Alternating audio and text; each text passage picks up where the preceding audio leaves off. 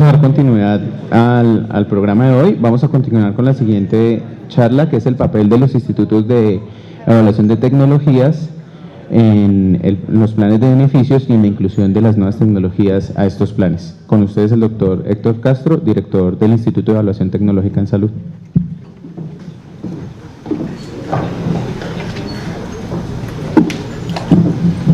Buenos días. Gracias a CEMI y a la Universidad Central por la invitación. La presentación que voy a hacer se titula Papel de las agencias de evaluación de tecnologías frente a los desarrollos tecnológicos en salud. Voy a hablarles brevemente de la historia de estas agencias. Les voy a contar qué hace el IETS, cuál es la importancia, por supuesto, para lograr cobertura universal de manera sostenible, y luego vamos a avanzar un poco más, si el tiempo lo permite, en los procesos específicos que hace la institución. Desde hace más de 3 décadas, diferentes países han utilizado de manera sistemática y rigurosa la evidencia científica y la evaluación de tecnologías sanitarias para mejor informar a sus gobiernos y a sus ciudadanos sobre decisiones en salud. Una de las primeras agencias que emergió en el mundo de evaluación de tecnologías fue la Office of Technology Assessment, OTA, en los Estados Unidos en la década de los 70, que proveía con información independiente y de contenido científico sobre diferentes tecnologías, aeronáutica, agricultura, aeroespacial y también salud al Congreso de los Estados Unidos. Después de la década de los 80 finales, países como Suecia, como Canadá, crearon sus propias instituciones de evaluación de tecnologías sanitarias de manera específica, como organismos públicos, independientes y rigurosos, para también informar a sus gobiernos respectivamente. Una de las primeras agencias que tuvo efecto vinculante para informar decisiones de cobertura y de financiamiento de medicamentos fue el PBAC en Australia, el Pharmaceutical Benefits Advisory Committee, que a pesar de que existe hace más de 60 años, en el 91 sacó las primeras, regulaciones o reglamentaciones relacionadas. En el año 99, el Reino Unido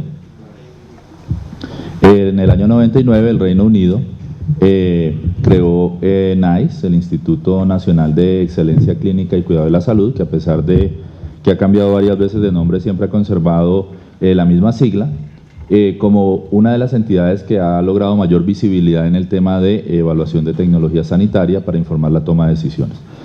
Pudiéramos decir que a nivel global, múltiples países, como ven ustedes ahí, de prácticamente todos los continentes, han creado agencias dedicadas específicamente a esto. Desde la década anterior, países de renta media como Tailandia, Brasil y más recientemente Colombia dieron ese paso adelante y crearon agencias con el propósito específico de informar la toma de decisiones en dichos países. Hoy el IETS, que está a puertas de cumplir 2 años de operación, es miembro de la Red Mundial de Agencias de Evaluación de Tecnologías Sanitarias, INNATA, de la Red Global de Agencias o de Instituciones destinadas a producción de guías de práctica clínica, de la Red de Evaluación de Tecnologías de las Américas y de HTI. Resultaría paradójico que los países más ricos empezaron a preocuparse más tempranamente por ser más eficientes en la utilización de los recursos finitos para comprar servicios de salud.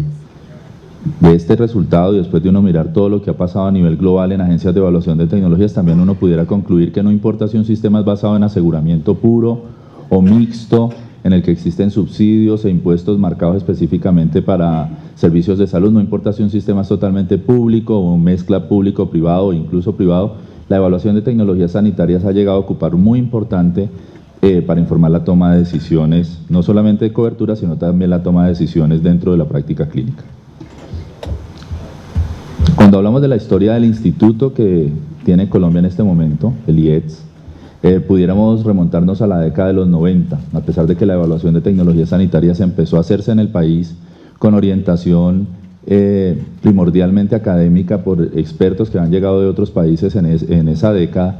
Solamente hasta hace más o menos 10 años el gobierno central empezó a pensar en crear una institución específicamente destinada o una unidad coordinadora para evaluar tecnologías. Por alguna razón, hace 10 años esta idea no prosperó y solamente hasta el 2010, con la conformación de las mesas de participación para informar la reforma de la Ley 1438, empezó a pensarse en crear una unidad específicamente destinada a evaluar tecnologías para informar al tomador de decisiones sobre estas coberturas. En ese momento el tomador de decisiones era la CRES. Entonces empezó un proyecto financiado técnica y financieramente por el Banco Interamericano de Desarrollo, que inicialmente encontró, después de referenciar el top 20 de medicamentos que más se recobraba, encontró fragmentación institucional, duplicidad de funciones y algunos vacíos dentro de la arquitectura institucional que valía la pena cerrar. Y entonces, en el marco de la Ley 1438, se autoriza al gobierno a crear una institución de carácter científico y tecnológico de participación mixta, dedicada a evaluar tecnologías y apoyar la producción de guías de práctica clínica para informar la toma de decisiones. Después de este primer hito de autorizar la creación de la institución, pues viene una fase de planeación, una fase de no reinventar la rueda, y entonces con el apoyo de expertos de NICE en Inglaterra, del IEX en Argentina, entre otros, se referenciaron las mejores prácticas de agencias de evaluación de tecnologías de países como Inglaterra, países como Australia, que son pioneros en el tema, pero también países de otros países que tienen sistemas de salud, que siendo pioneros tienen sistemas de salud parecidos al nuestro, como los alemanes, como los holandeses, y por supuesto se miraron experiencias de la región, donde realmente Brasil es la única agencia que mediante Anvisa y algunas otras cosas que hacen al interior del ministerio, que efectivamente se dedica a hacer evaluación de tecnologías. Vale anotar que hoy el IETS es la única agencia de este tipo en América hispanoparlante dedicada específicamente a evaluar tecnologías para informar la toma de decisiones de cobertura. Y este es otro paso adelante de nuestros desarrollos institucionales que de pronto a veces no tenemos mucha conciencia de ello. Me llamó la atención el nombre de la presentación, el impacto de los institutos de evaluación de tecnología, y también me ha llamado la atención algo que ha sido realmente muy interesante para nosotros, y es que en la región, hasta hace unos 5 años, habían países como Chile y otros que decían queremos crear nuestro propio NICE, y hoy en día están diciendo queremos crear nuestro propio IETS. Entonces realmente es reconfortante saberlo. Llevamos cerca de 1 año ya trabajando con los peruanos por una iniciativa del Instituto Nacional de Salud del Perú y el Ministerio, y de Salud, que es como el seguro social que otrora tuvimos acá, y con la Caja Costarricense de Salud y Seguridad y el Ministerio de Costa Rica apoyándolos también en su intención de crear sus propios IETS. Vuelvo a la historia nuestra, y entonces después de haber mirado las experiencias internacionales empezamos a trabajar en contextualización de expertos, se hicieron entrevistas con la Corte Constitucional, con el sector farmacéutico, con los aseguradores, prestadores, los médicos, los especialistas, los ciudadanos, los representantes de pacientes, y casi en todos los casos las personas estuvieron de acuerdo en que nos hacía falta una institución que se dedicara a evaluar tecnologías de una manera independiente, rigurosa y participativa. Entonces, posterior a esto, pues se hizo la planeación y la puesta en marcha, y el 17 de septiembre finalmente nació esta institución. ¿Qué somos? El IETS es una corporación sin ánimo de lucro de ciencia y tecnología, de participación mixta y de carácter privado. Se creó bajo esta figura y solamente 2 instituciones de este tipo son de este tipo en el mundo, HITAP en Tailandia y el IETS de Colombia. Y la razón fue porque los actores y las mesas de trabajo propusieron que esta institución no fuera ni adscrita ni vinculada directamente al gobierno, sino que trabajara como un ente independiente, pero que obviamente tuviera un efecto de insider o de recomendador para la toma de decisiones que fueran consideradas al momento de ir ampliando progresivamente el plan de beneficios. Ahí aparece pues el marco regulatorio que nos rige, y creemos que hoy, después de cerca de 2 años de operaciones, pues estamos cumpliendo a pie juntillas la intención de todos aquellos que se idearon alguna vez crear un IETS. Por ejemplo, el año anterior se evaluaron cerca de un centenar de tecnologías para la actualización integral del POS, y de estas, todas las 51 tecnologías que se incorporaron fueron evaluadas y se hizo análisis presupuestal por parte del IETS. Entonces, digamos que ese efecto de cercanía con la toma de decisiones es bastante estrecho. ¿Quiénes son los miembros que conforman el Instituto de Evaluación de Tecnologías? El Ministerio de Salud y Protección Social, el INVIMA, el Instituto Nacional de Salud, Colciencias, la Asociación Colombiana de Facultades de Medicina, y desde hace un mes hace parte de nuestra asamblea y consejo directivo la Asociación Colombiana de Sociedades Científicas. Creemos que todos son socios muy importantes, porque unos son los encargados de formar profesionales de la salud, los otros son encargados de conocer el estado del arte. En el nuevo marco de la estatutaria tienen la responsabilidad de balancear autonomía y autorregulación, y qué mejor manera de hacerlo que compadeciéndose de la mejor evidencia disponible. siendo que trabajamos con todos ellos, no suplimos las responsabilidades o los roles de cada uno de ellos. El IETS fue creado para maximizar beneficios en salud, entendiendo que hay restricciones presupuestales y no necesariamente para minimizar costos, que son cosas distintas. Nacimos no para reemplazar a la CRES, y también siempre hago hincapié en ese comentario, porque la CRES tenía una función de regulador, era una unidad administrativa especial adscrita al ministerio, que tenía la responsabilidad de determinar qué se incorporaba al POS y además definir la nota técnica. Esas funciones fueron retomadas por el Ministerio de Salud y Protección Social en una dirección, que es la Dirección de Regulación de Beneficios, Costos y Tarifas. Si bien trabajamos con el INVIMA, tampoco hacemos lo que hace el INVIMA. El INVIMA sigue con su papel regulador de determinar o validar la calidad, seguridad y eficacia de medicamentos y dispositivos a la entrada a nuestro mercado. Trabajamos con el INS, pero tampoco somos la institución encargada y responsable de vigilancia epidemiológica, producción de vacunas y otras cosas, pero por supuesto trabajamos con ellos en modelos dinámicos de la enfermedad, participamos en algunos de sus COVES, entre otras cosas, y por supuesto no somos el regulador ni tampoco mensajeros de ellos. ¿Cuál es nuestra misión? Nuestra misión es propender porque las políticas de salud y las prácticas clínicas se compadezcan del uso de la mejor evidencia disponible.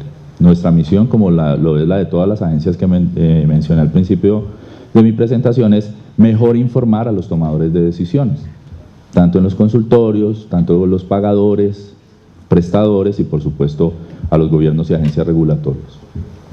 Nuestra visión para el año 2016 es convertirnos en el primer referente en producción de evaluación de tecnologías y apoyo a la construcción de guías de práctica clínica. Después de 2 años creemos que estamos cerca de hacerlo, especialmente a nivel central. Nos conocen ya mucho más, nos falta mucho por hacer todavía en las regiones de nuestro país, y también tenemos el reto importante de hacer imagen país y posicionarnos en América Latina como el principal referente en este tema por la interacción positiva, y hoy tenemos proyectos en curso con México, con Ecuador, hemos finalizado algunos en tabaco con Argentina, con Perú, y estamos haciendo cooperación sur-sur, como dije anteriormente, especialmente con Perú y con Costa Rica. Ustedes dirán, pero bueno, ¿qué tan independiente puede ser una institución que fue creada por el ministerio, es financiada con recursos del ministerio para que haga evaluaciones de tecnología? ¿Hasta dónde realmente eso es cierto? Dentro del diseño institucional se planeó muy bien una manera en la que el IETS fuera técnicamente independiente. Por supuesto no puede ser independiente financieramente de todo el mundo, porque de qué vive y cómo funciona, y la asamblea se compadece de ello. Tenemos una asamblea general que sesiona una vez por año. La asamblea la preside el ministro de Salud y Protección Social. Allí no se debate si alguno de los MAB es más costo efectivo que otro, o si un medicamento versus otro. Es una instancia netamente administrativa donde se debaten las políticas de la institución, si se va a recibir un miembro nuevo, si se va a apoyar internacionalmente otro país, cosas muy macro. Luego viene un consejo directivo que sesiona cada 3 meses. El consejo directivo tiene la misma composición que la asamblea, pero a diferencia de la asamblea general, no es presidida por el ministro de Salud y Protección Social, es presidida por un médico académico y que además es clínico, se llama el doctor Darío Londoño, que fue seleccionado con un proceso meritocrático y con un headhunter para que digamos, funja como presidente en esta instancia de administración. El consejo directivo tampoco debate temas técnicos, no prioriza, no habla sobre métodos, son mis jefes, son los que determinan qué tan grande va a ser el instituto, la planta, aprueban los proyectos de investigación, etcétera. Luego sigue la dirección ejecutiva, y creo que hemos logrado una reputación importante en poco tiempo porque tenemos un comité consultivo internacional que está allí mirando lo que hacemos, a quienes les preguntamos y también hablando, esperamos bien, de las cosas que hemos hecho desde lo metodológico. Ahí hay expertos de NICE, de Inglaterra, de SAIN de Escocia, de HITAP de Tailandia, de ANVISA de Brasil, de OMS, del BID, de las agencias vascas, de las agencias catalanas, de INES, que es la agencia canadiense, entre otros. Y simplemente para no ahondar en lo que hacemos, pues tenemos un espectro de acción bastante grande. Tenemos la responsabilidad de compilar información para informar la toma de decisiones macro mediante la evaluación de seguridad, efectividad y costo-efectividad para el ministerio, para el INS, para INVIMA. Producción de guías de práctica clínica, apoyar la construcción de lo que hacen las universidades, los hospitales y los centros desarrolladores con el fin de informar las tomas de decisiones a nivel meso, aseguradores, prestadores y micro, pacientes, cuidadores y profesionales de la salud. Y como tenemos una capacidad limitada, porque hoy el IEDS es una organización de 40 personas, tenemos además subcontratados a 10 centros colaboradores que seleccionamos de manera meritocrática para que nos apoyen en algunas fases de los proyectos cuando nuestra capacidad instalada no pueda no dé abasto, digamos, con la demanda, pero tiene además la responsabilidad de formar humano, porque en Colombia no hay muchos economistas de salud, ni muchos bioestadísticos, ni muchos epidemiólogos clínicos, y en la medida que haya más masa crítica, pues los aseguradores, los prestadores, las direcciones seccionales de salud, todo el mundo, la industria farmacéutica, que es bastante buen empleador, pues van a tener suficiente gente para suplir la demanda de estas cosas a nivel país. Entre los centros colaboradores están la Universidad Nacional, la de Antioquia, la ICESI con la Fundación Valle del Lilí, el Centro 6, que es la Fundación Santa Fe con Universidad de los Andes, la UIS, la Universidad de Cartagena, entre otros. Luego tenemos la responsabilidad de hacer todo este proceso no a puerta cerrada, sino de manera participativa y deliberativa. Ahora, si el tiempo me lo alcanza, cuando definimos la misma pregunta de investigación, invitamos para definir la población objeto de la población objeto que recibe esta tecnología, invitamos a los clínicos.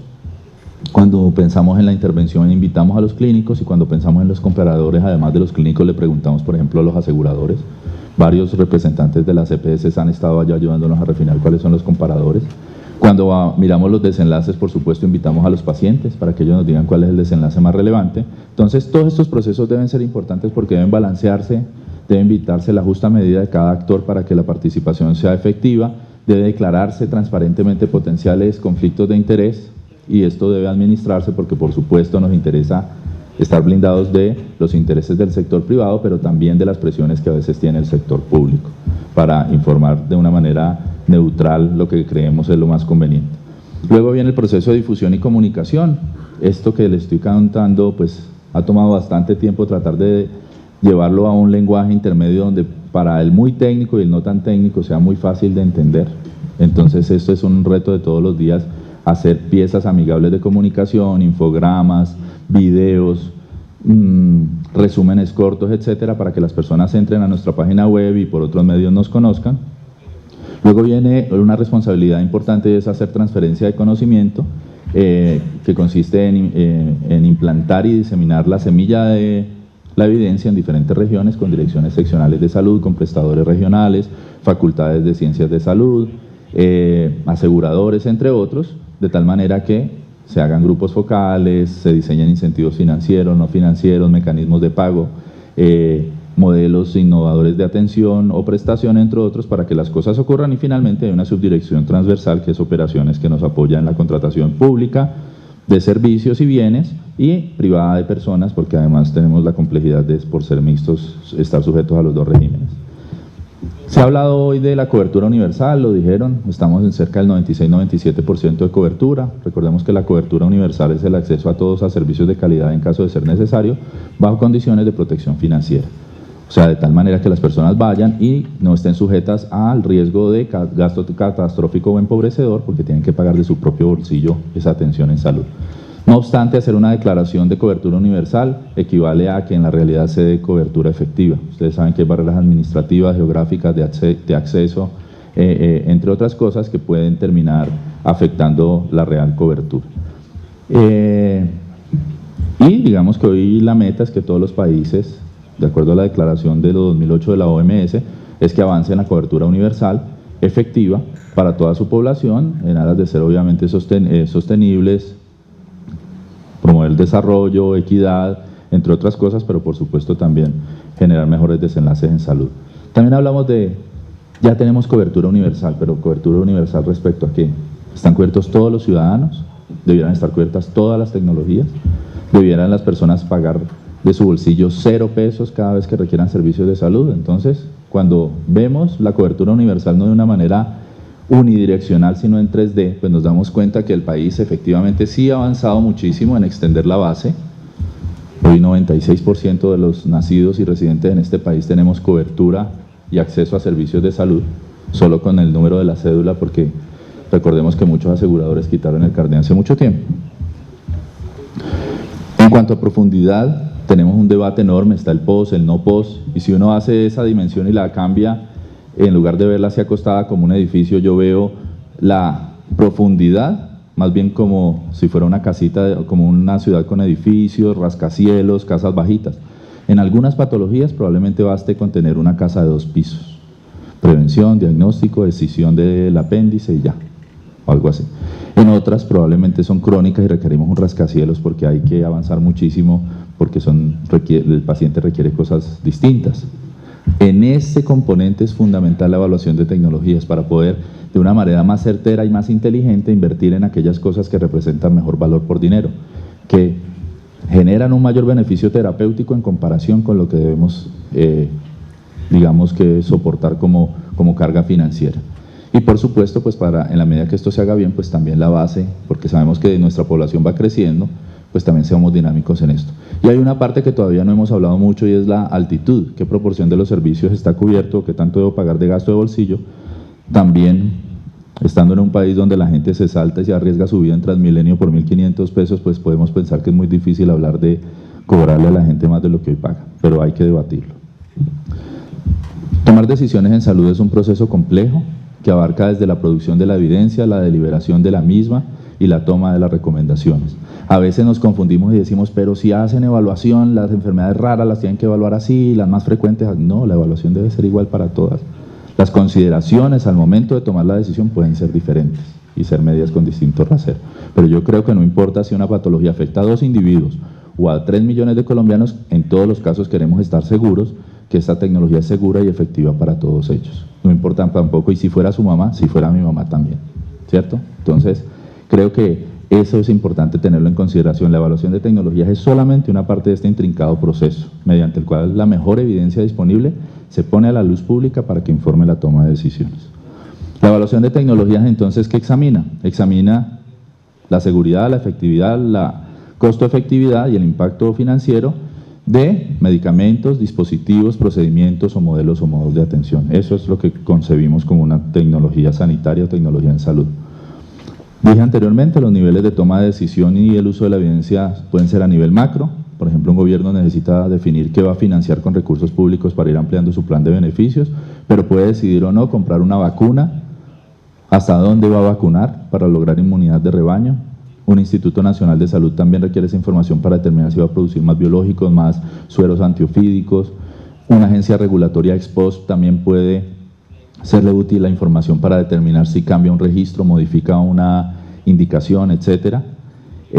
A nivel meso, los aseguradores, los hospitales, por supuesto, requieren la evidencia para construir guías de práctica clínica, compras, estándares de calidad, y a nivel de los profesionales promover la autorregulación dentro de sus prestadores individuales, y a nivel micro los profesionales también lo requieren, y los pacientes y cuidadores, especialmente en las dimensiones de seguridad, eficacia, efectividad, etc.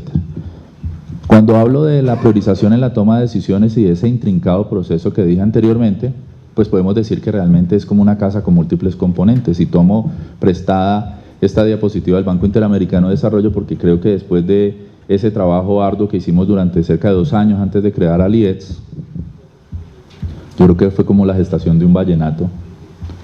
Duró 2 años gestándose y 2 años lleva de vida. Entonces, digamos, durante el periodo gestacional aprendimos que la priorización tiene múltiples puertas y múltiples casas. La primera es la entrada.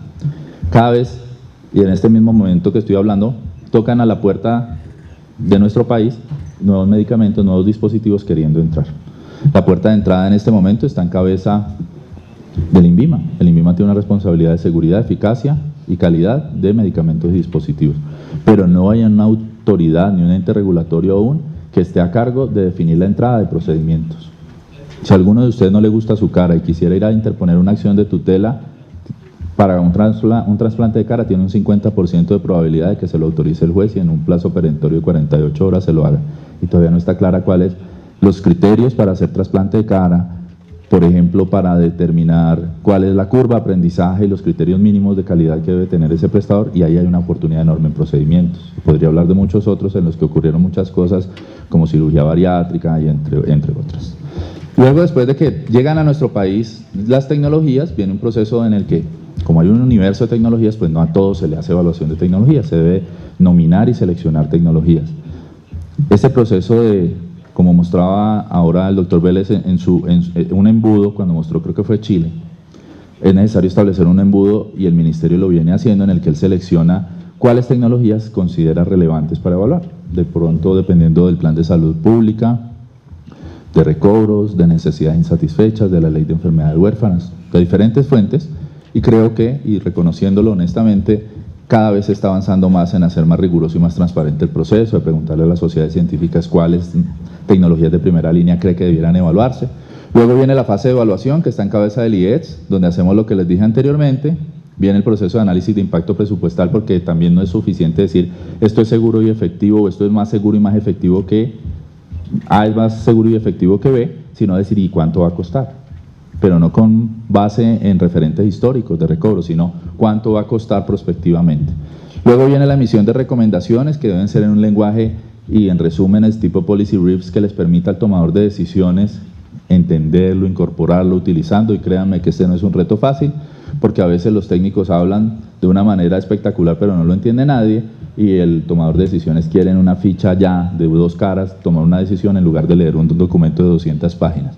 La toma de decisiones después de la desaparición de la CRES está en cabeza del Ministerio de Salud y Protección Social. Recordemos que hay una comisión asesora de beneficios, costos y tarifas que asesora al ministro o ministra para que tome la determinación de que va a incorporar y ampliar progresivamente el derecho, y viene seguimiento y evaluación, donde hay diferentes actores que tienen y tenemos la responsabilidad de garantizar que la mejor evidencia se utilice para informar la toma de decisiones, desde la superintendencia, el usuario, conociendo sus derechos, estar empoderado de una manera neutral sobre su condición de salud, los prestadores, las profesionales de salud, las sociedades científicas, entre otros. Por supuesto, esto descansa sobre un sistema de información que cada día procura ser más robusto y depende de un techo, que es la política, que por supuesto está en cabeza del regulador.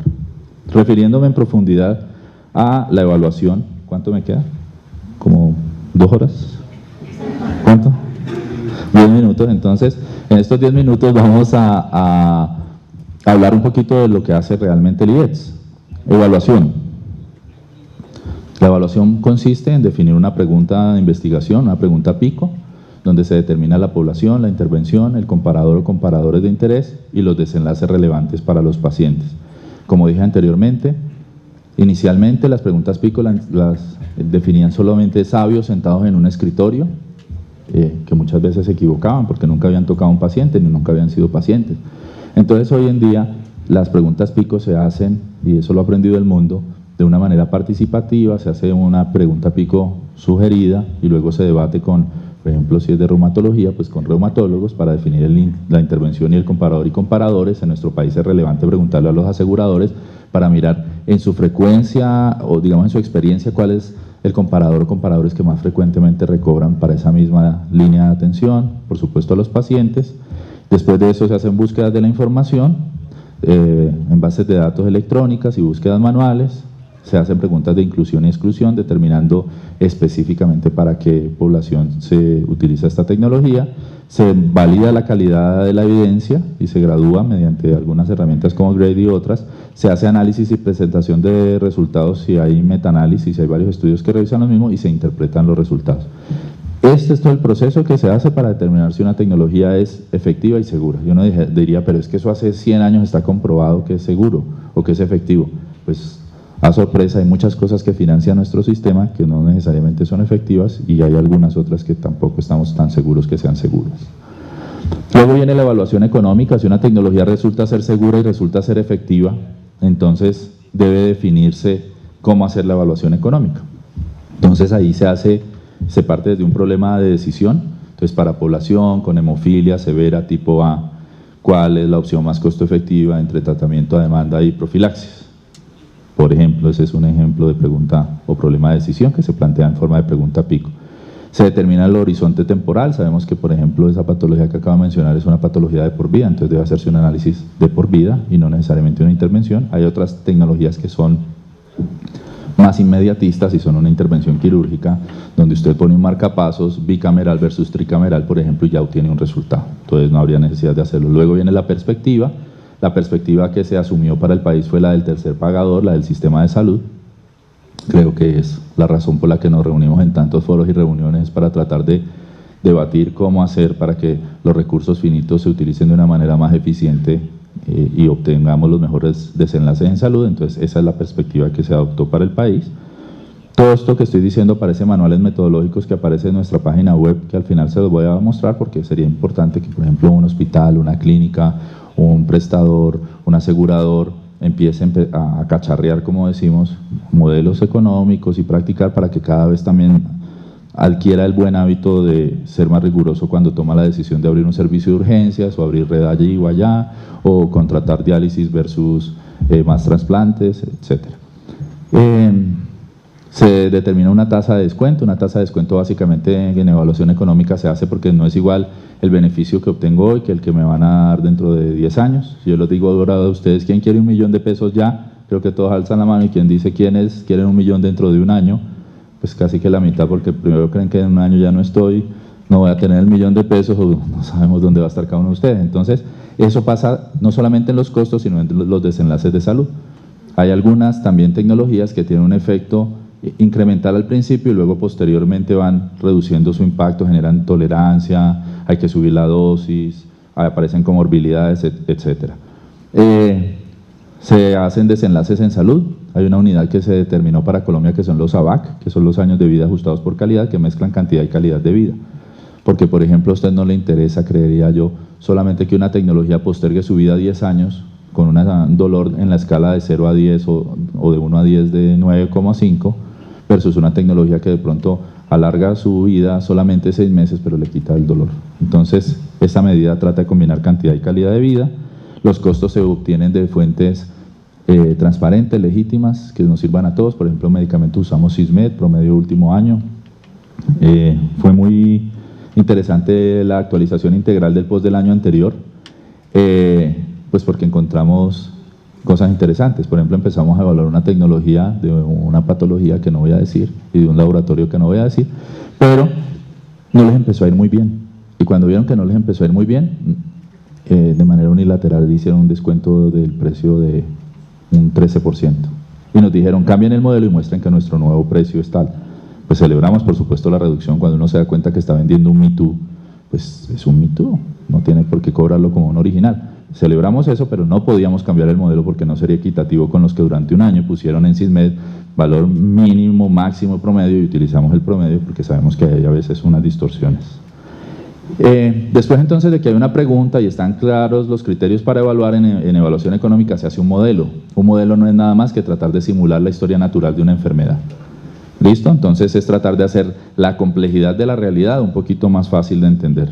Luego, entonces, se utilizan los datos provenientes de los análisis de seguridad y efectividad y de otras fuentes locales para popular el modelo o llenarlo de datos. Se hace un análisis que se hacen en software y unas cosas especializadas. Uno de los software más famosos para hacer esto se llama Triage, y se puede hacer en Excel también. Y se hace la presentación de resultados, donde simplemente en una sola unidad uno le dice a un tomador de decisiones si algo es efectivo y costo efectivo. Y le dice, si usted financia esto le va a costar $10 millones por Quali ganado o por ABAC ganado. Quiere decir, para que usted logre un año de vida en plenas facultades de salud, esto le va a costar $10 millones. Y la regla de decisión para decir en Colombia si algo es costo efectivo o no, ahora estábamos hablando, lo estaban diciendo, no está claro qué es de alto costo y qué no es de alto costo. Entonces uno dice, cuando uno sabe para dónde va, pues cualquier ruta le sirve.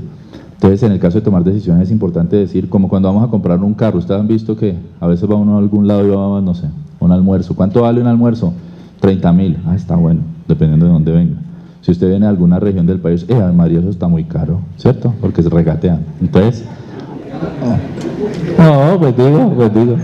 Yo trabajo con varios de esas regiones, somos entonces la idea es ¿cuál? Entonces, depende. Entonces debemos definir qué es caro y qué es barato para que todos tengamos el mismo rasero. Entonces, para también determinar qué es efectivo y qué es costo efectivo, pues básicamente se determina una regla de decisión, y es todo aquello que esté entre 1 y 3 veces un PIB per cápita por Quali ganado se considera costo efectivo. Es una regla innovadora ni inventada por el IETS, es la que planteó la Organización Mundial de la Salud en el año 2000-2001 y que utilizan hoy varios países. México, por ejemplo, tiene un manual de caso de referencia y Chile también y lo utiliza. Luego se hace análisis de sensibilidad. Resulta que nada es letra muerta o nada se puede escribir en piedra. Hay que hacer análisis y determinar y qué pasaría si en VIH, en lugar de que a los pacientes, al 70% de los pacientes los diagnosticaran tardíamente, fuera al revés. ¿Qué pasaría si la edad promedio de las personas que sufren de SEA de mama no fuera 35, sino 43? ¿Qué pasaría si el tiempo para que le hagan la decisión del tumor ya no fueran 3 meses, sino 1 año? ¿Cómo cambiaría esto? Para poder, de alguna manera, informarle esto al tomador de decisión. Entonces, nuevamente voy al tema. Puede resultar que una tecnología no resulte ser costo efectiva bajo esta regla de decisión, pero recordemos que esa no es la única regla que el gobierno está considerando para tomar decisiones de cobertura. ¿Listo? Y esta es solamente una parte de. Luego viene el análisis de impacto presupuestal. Aquí dimos un cambio importante y a veces no nos damos cuenta de eso. Históricamente, a veces el no POS se costeaba al año siguiente con base en el recobro histórico. De tal tecnología se recobraron 4.000 millones, pero realmente esos 4.000 millones que representan, solo los que pudieron acceder al servicio, los que tuvieron plata para el abogado, los que el agente de la industria les ayudó un poquito a apalanquear el caso, los que llegaron vivos hasta que les dieron en la dosis, los que en lugar de las 12 dosis que requerían al año requirieron 10. Entonces, hacer las cosas de manera histórica es imperfecto, entonces se trató de, sin ser perfectos, mejorar el proceso y hacerlo prospectivamente. Entonces, después de que una tecnología resulta ser segura, efectiva, para informar al tomador de decisión cuánto debe presupuestar, se hace un análisis en el que se estima de la población general cuál es la incidencia y la prevalencia de esa indicación para la cual está usada se requiere la tecnología. Se mira entonces cuál es el potencial de personas con la enfermedad. Se miran los criterios específicos, porque por ejemplo pueden haber X número de mujeres con SEA de mama, pero solo unas tienen un cierto tipo de marcador. O pueden haber un número N de hombres con SEA de próstata, pero solo cierto tipo están con estado metastásico de tal categoría. Entonces se refina la población objeto, luego se estima el costo promedio de la tecnología, precios, por ejemplo, SISMED o Manual IS 2001 más el X% para representar al país, si es el modelo o el manual que se utilice frecuentemente para contratar, y se estiman las unidades y las cantidades de acuerdo a la evidencia. Si se requieren 12 dosis, pues uno no puede ser machetero y decir, no, vamos a cortar y supongamos que van a tener 10. Después de eso, usted dice, digamos que una tecnología vale 1.000 pesos y se requiere para 1.000 individuos, entonces eso da 1 millón, ¿cierto? Y digamos que se requieren 12 dosis al año, entonces son 12 millones. Pero luego viene un proceso donde se hace un panel de expertos y se refina, porque por ejemplo los expertos pueden decir, no, pero hay barreras de acceso, la adherencia a la evidencia muestra que es solo del 90%, esta tecnología no se va a incorporar inmediatamente porque requiere resonador, mayor infraestructura hospitalaria, lo que sea, entonces se puede determinar que entonces el impacto ya no va a ser 12 millones como dije, sino por ejemplo un 90% de los 12 millones, y ese es el valor que se informa. Entonces se hace mezclando cantidad y precio y cantidad de servicios del escenario actual, o sea, no dar la tecnología, por ejemplo, versus darla, o dar el comparador que hay ahora versus la nueva tecnología que va a entrar, y con base en eso se estima cuál va a ser el incremento marginal para el sistema. Para concluir, quiero dejarles los siguientes mensajes. La evaluación de tecnologías sanitarias es una herramienta fundamental para mejor informar a aquellos que compran servicios de salud y también a aquellos que los utilizan. Ya la época en la que existía el modelo de Parson de los pacientes que iban donde el médico y decía, yo voy donde mi doctora que me regaña, y salían felices porque el doctor los regañaba, o iban contritos a su médico y él les decía lo que tenían que hacer con su vida, ha cambiado. Y los médicos cada vez más entran a diferentes medios, desde consulta a la vecina, a un amigo, Google y Wikipedia para informarse y llegar al consultor, y creemos que obviamente usar la evaluación de tecnologías y ahí ponerlas de manera disponible permite, o hacerlas disponibles para la población, permite que ellos se empoderen. Dado que el uso de la evidencia ha tomado fuerza para informar la toma de decisiones en salud, es importante fortalecer desde los técnicos a aquellos encargados de suministrar la evidencia a los reguladores y a los pagadores. Y yo diría que no solamente es importante en la industria farmacéutica tener áreas de market access, health economics, no sé qué, yo creería que en los aseguradores debiera haber, en los prestadores grandes debiera haber, para mejor informar la toma de decisiones. Y por supuesto debieran también formarse aquellos que deben tomar la toma de decisiones. Por ejemplo, Brasil. hace desde el 2007 evaluación de tecnologías y van a una comisión como la CRES que se llama el CONITEC. Y el CONITEC es el que determina las incorporaciones al plan SUS de los brasileros. Pues el 40% de las veces no tienen en cuenta la evaluación económica porque no la entienden. Entonces hay que formar también al tomador de decisiones en eso. La participación efectiva de diferentes actores durante la evaluación otorga fuerza y legitimidad a las decisiones que impactan positiva o negativamente el acceso a servicios de salud. Hemos hecho diplomados en el IEDS con los pacientes, enseñándoles un poco más o fortaleciéndolos en qué es un RR, una OR, qué es seguridad, qué es efectividad, qué es eficacia, y ellos lo valoran, porque sienten que ya cuando va a la industria farmacéutica o ven un mensaje en Google o Wikipedia o ven propaganda, ellos ya saben discernir, pero yo qué gano con que para esta patología mi niño dure 2 días menos intubado si al final se va a morir a los 4 años de vida. Ese no es un desenlace que para mí sea importante. Entonces, creemos que es importante que los actores participen. La voz de las aseguradoras ha sido importante, de los prestadores, por supuesto. La investigación y el desarrollo de tecnologías es dinámica. Desde que empecé esta charla hasta ahora, creo que hay quién sabe cuántos inventos han salido en el mundo. Entonces, la evaluación de tecnologías también debe hacerse de manera dinámica y no en grandes tandas cada 20 años, porque si no, pues nos vamos a colapsar. Independientemente de los modelos de financiamiento y los recalcos de los diseños de los sistemas de salud, no importa si hay una salud mía, si no la hay, si hay aseguradores muchos, si hay un oligopolio, si prestan para área rural y urbana, si es un sistema nacional de salud, si nos mantenemos como estamos, la evaluación de tecnologías es útil para promover la ciencia, la eficiencia distributiva y mejorar la calidad y reducir la asimetría, ahí me comí la asimetría de información, hacer que todos los actores tengan un nivel de información de una manera legítima y transparente. Muchas gracias y los invito a que conozcan más de nuestro instituto allí.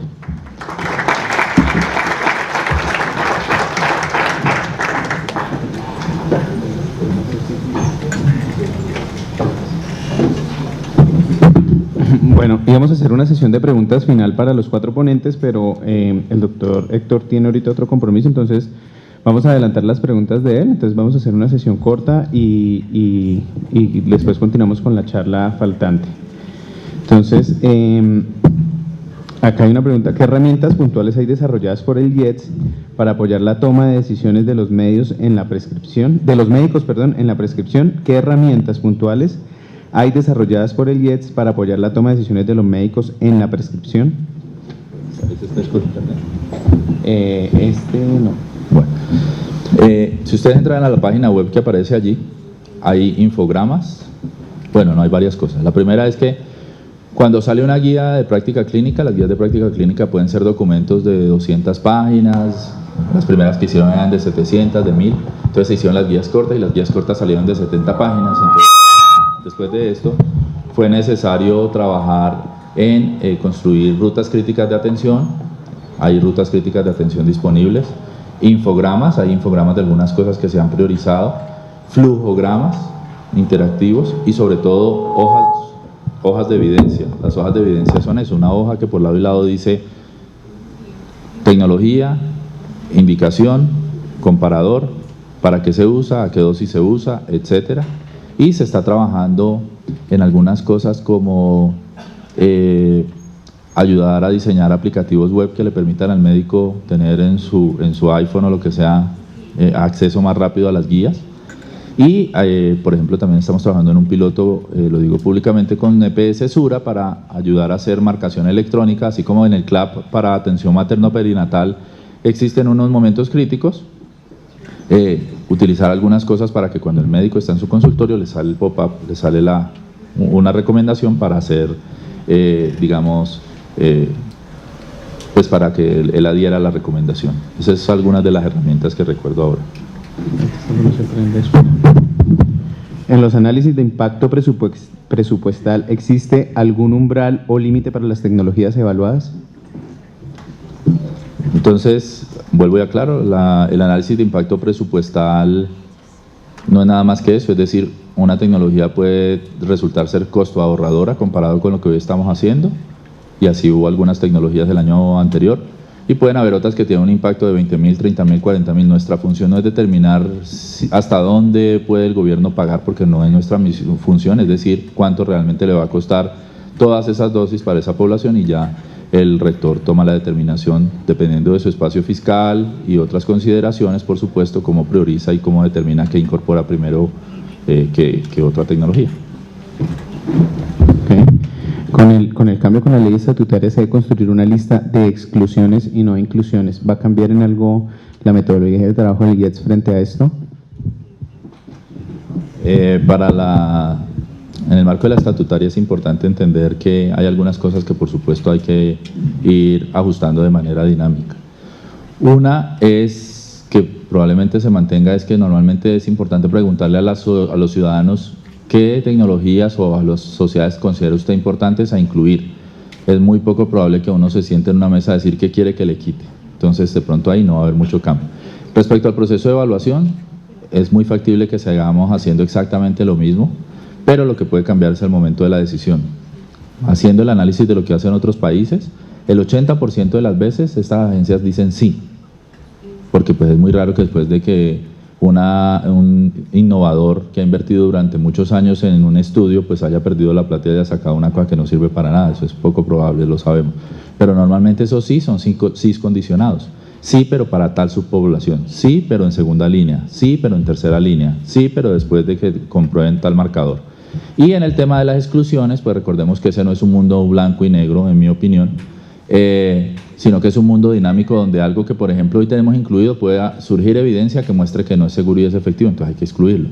Algo que hoy no hay suficiente evidencia respecto a su seguridad o al beneficio terapéutico que otorga, pues puede ser que en los siguientes meses lo haga. Entonces, más que definir las exclusiones, yo creo que ahí también van a haber unos cambios en tener, no, esa palabra no les gusta acá, en tener algunos puntos, en tener algunos puntos específicos en los que a veces entran sí condicionados, no tajantes, y algunos en los que sí temporal, no temporal.